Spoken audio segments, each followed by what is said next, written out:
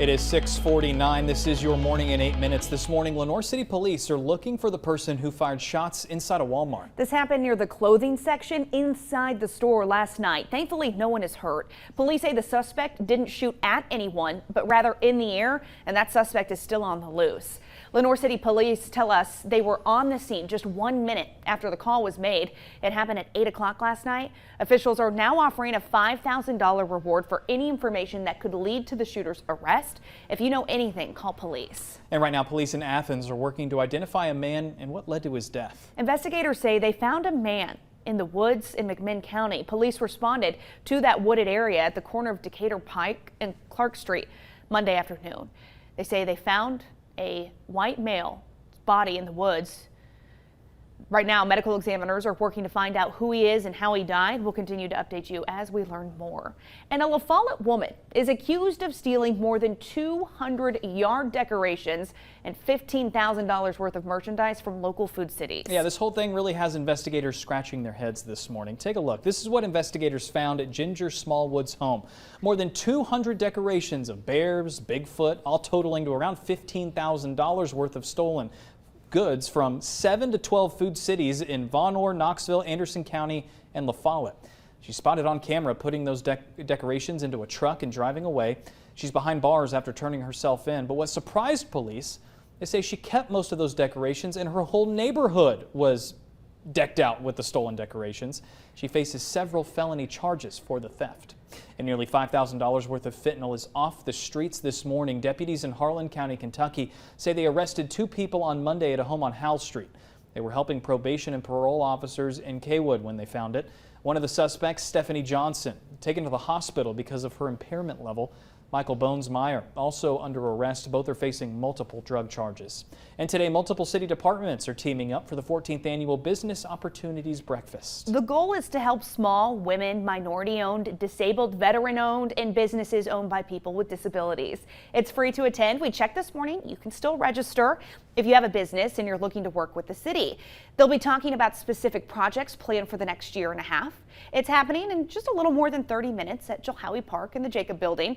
If you're going to go, take your business cards and a notebook to keep track of upcoming opportunities and contacts to follow up with. You can drop by anytime during the event. Right now, an update for that small plane crash that happened in East Tennessee. We're learning the victims' names who were on board when it happened Saturday in Seymour. Firefighters say the plane crashed in a field just past the runway. 3 people were on board. The Blount County Sheriff's Office tells us a student, Eleanor Doyle, was trying to take off in the small plane when it crashed. Her instructor, John Burt, was in the passenger seat. He is recovering from a head injury. He went to the hospital. Now, Eleanor's father, Sean Doyle, was in the back seat. Both Eleanor and her dad have minor injuries, but they refused medical help on scene. The FAA is still investigating. And the search continues for 5 people on board that submersible set out to explore the wreckage of the Titanic. Right now, it's simply a race against time before the oxygen supply runs out. It's expected to do so by tomorrow morning. Some updates, though. The U.S. Coast Guard says underwater noises have been detected in the search area. The Canadian Coast Guard actually sent a remote vessel down there to see where those noises were coming from. They said they haven't found anything yet, but they will continue to search. Authorities say the vessel has enough air to last around 96 hours, but after more than 2 days, that supply, of course, is running short. The U.S. Coast Guard says that missing sub, has been missing, and U.S. and Canadian military units have searched a combined area larger than the state of Connecticut. And President Biden's son, Hunter Biden, is pleading guilty to federal charges. As part of the plea agreement, 3 charges were filed, 2 misdemeanor counts for failure to pay federal income tax on annual earnings, and a 3rd count for possession of a handgun by a drug user, which would be dismissed if Hunter Biden remains drug-free and commits no additional crimes during a specified time period. And a federal judge in Florida set a tentative trial date in the classified documents case against former President Donald Trump. He faces 37 criminal counts, including the willful retention of national defense information, making false statements, and conspiracy to obstruct justice. The former president's trial is expected to start August 14th. And hip, hip, hooray. Today's the first day of summer, although it It doesn't really feel like it or look like it outside. It's also the longest day of the year. You might be asking, what is summer solstice? Well, in the northern hemisphere, the summer solstice marks the official start of summer as the Earth's North Pole is the closest it will be to the sun all year, causing the longest day and shortest night of the calendar year. I wish I had summer break. Maybe I'll get that in the contract soon. I'm going to go on summer break. WVLT is proud to be your official station of the Vols. A tough end to a historic season for the Tennessee baseball team, falling short in round 2 against the LSU Tigers. The Vols struggled to get anything going offensively. Tennessee head coach Tony Vitello remains optimistic about this year's experience in Omaha, saying it's going to set the Vols up for more success in the future. Tennessee has made the College World Series twice in the last 3 seasons. That's the shortest amount of time between trips to Omaha in program history. Still pretty impressive season, I'll say. Well, it's 6:54. Let's get a look at your traffic with Whitney. Use caution getting out the door on this rainy Wednesday morning. Taking a look at I-40 just east of Strawberry Plains. We do have a tow truck on the scene as we've got a vehicle off of the interstate there. You can see it not blocking any lanes, but you do want to use extreme caution as you make your way out to wherever you're going this morning on the roadways. Give yourself plenty of time.